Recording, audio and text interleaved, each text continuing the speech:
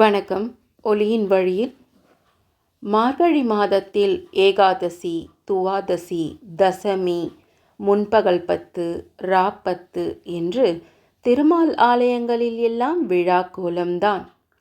தொடர்ந்து வைகுண்ட ஏகாதசி சொர்க்கவாசல் திறப்பு நிகழ்வும் கண்டு களித்தோம்.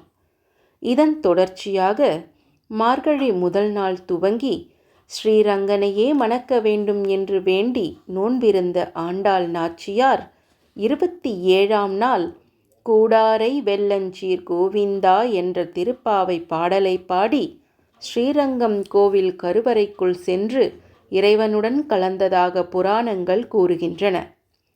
அந்த நாளை கொண்டாடும் விதமாக அனைத்து பெருமாள் ஆலயங்களிலும் கூடாரவல்லி என்று ஆண்டாள் திருக்கல்யாணம் நடைபெறுவது வழக்கம். அத்திருக்காட்சியை கண்டு ஆண்டாள் ரங்கநாதன் அருளை பெறுவோம். நன்றி.